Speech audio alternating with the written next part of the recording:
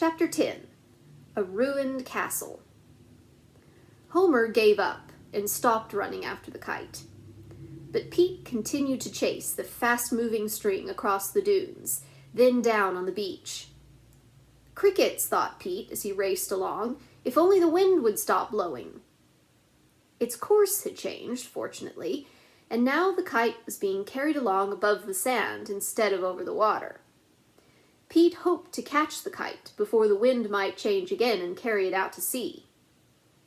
Hearing a chug-chug, Pete turned and saw Scowbanger driving toward him in his beach buggy. When the old man saw what was happening, he speeded up, and soon was alongside the racing boy. "Hop in," he shouted, slowing down a little. "Maybe we can catch that string." Pete jumped in, and off they went after the leaping, bounding ball of string. Pete leaned far out and finally managed to touch it, but could not grasp the string.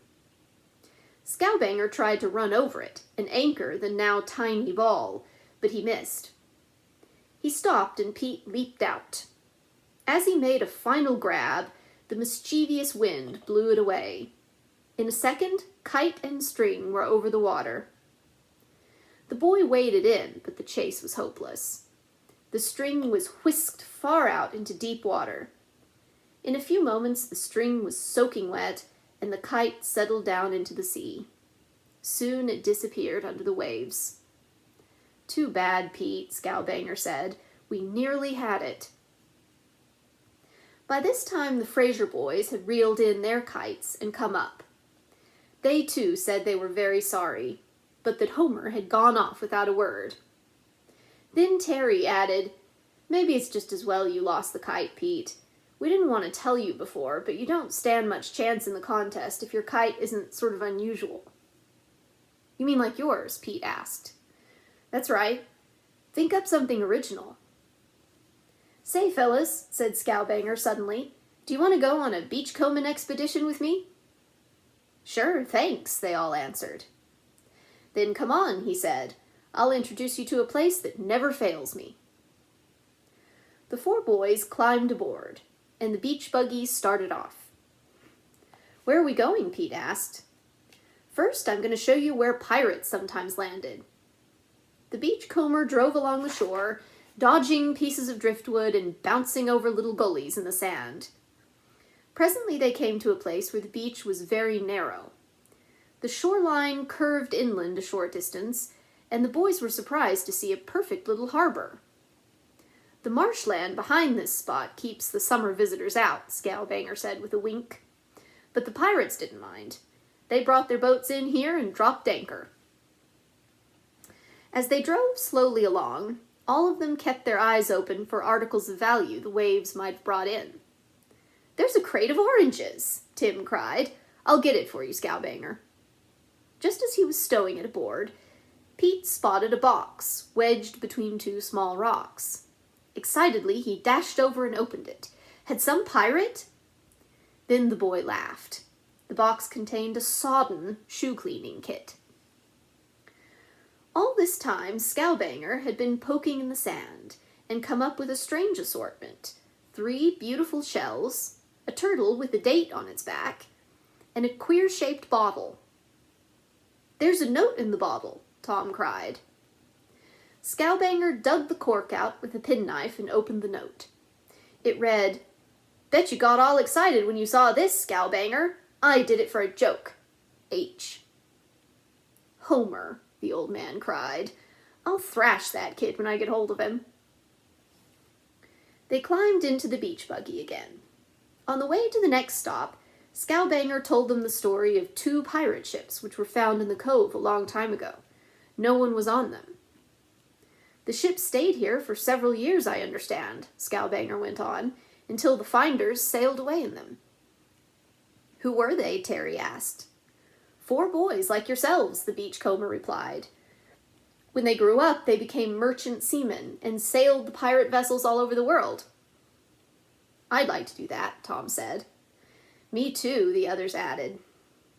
"You know," said Scowbanger, as he drove along the waterfront, "there were once Indians here, too. Sometimes I find souvenirs where the village was. Want to see it?" You bet, Pete answered for all the boys. The old man turned inland and climbed a shallow dune. Soon they came to a high, level spot near a small stand of dwarf pine trees. Scowbanger stopped and turned off the motor. Here we are, boys. You want to get out? Maybe you can find some arrowheads. The four stepped to the ground. Pete picked up a stick and began to probe the fine soil. In a moment, he dug up a small, flat rock. He was about to toss it aside when some carving on it caught his eye. Hey, look at this, he shouted. On one side was a simple carving of a deer, and on the other the outline of a soaring seagull. Scowbanger was excited. This is a fine piece. It's Indian artwork. Then I shouldn't keep it, Pete said. It ought to be in a museum.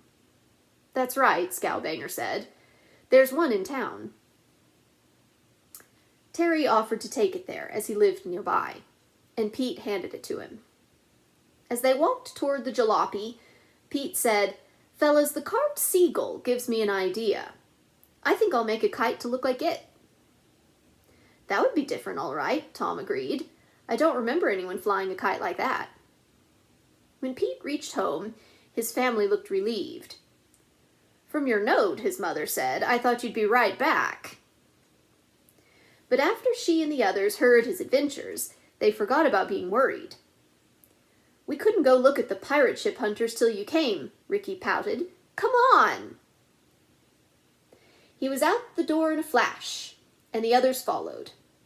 Uncle Russ led them along a beach until they came to the mouth of a river. A short distance inside it, a barge was moored, and there was considerable activity on it. Oh, I see a diver, Pam called out. He's just starting down. The old-timers around here don't think Mr. Ruffley's going to find the sunken ship the mystery at this spot, Uncle Russ said. You mean we might find it somewhere else? Ricky asked excitedly. You might, his uncle grinned. I wish I had some clues for you, but I guess you'll just have to hunt for them yourself. Better wait until after lunch, his mother teased. They watched the work on the barge a little while, then returned home. The children spent the afternoon on the beach, swimming, digging, and trying to figure out how to pick up a clue to the wrecked pirate ship. One by one, they went back to the house, until only Mrs. Hollister, Holly, and Sue were left. The two little girls begged to stay a little longer, saying they would only play on the sand. As it was low tide, their mother consented, saying she would run up to the house to start supper, and come back for them in a little while. She spoke to the lifeguard, who promised to keep an eye on them. After Mrs. Hollister had gone, Sue and Holly walked down to the shore, where a little neck of land jutted out into the water. Let's go out there and make a fairy castle, Holly suggested to her sister. That'll be fun, Sue replied. A castle right out in the middle of the ocean. Both girls ran back to get their pails and shovels, then went out to the end of the little peninsula. Soon a sand castle began to take shape under their busy hands. Sue picked up a small seashell and with it pressed steps into the castle from the bottom to the top. Now the fairies can get up to the tower without flying, the little girl giggled happily. When the castle was complete, a small wave rolled along the flat sand and lapped at the steps. Let's move back a ways and build another one, Holly suggested. They made the next one larger, with a bigger tower and more windows in it.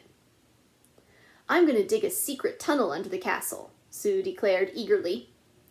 She lay flat and wiggled her hand through the sand as far as she could reach. Then she skipped to the other side of the castle and started another opening. In a few minutes, her fingers came to the other part of the tunnel. I did it! Sue exclaimed happily. But as she stood up, another wavelet curled along the sand and filled the tunnel with water. If I had a boat, it could sail right under the castle, the little girl remarked. Holly, wouldn't that be a good thing for pirates to do? Yes, said her sister, who had stuffed her red handkerchief into the sand on the top of the tower. That looks nice, Sue commented. We ought to... Look, she cried suddenly. A big wave was rolling in. The next instant it soaked the girls and ruined the castle completely. "Oh dear, see what's happened," Sue sighed unhappily. Holly stood up and looked out over the ocean. "I know why it happened. The tide's coming in," she said. "We better go home as fast as we can. We don't want to be caught out here." The girls picked up their pails and started hand in hand along the little strip of sand. But they stopped short as Sue cried out, "Oh, Holly, look! The ocean! It's all around us! What'll we do?"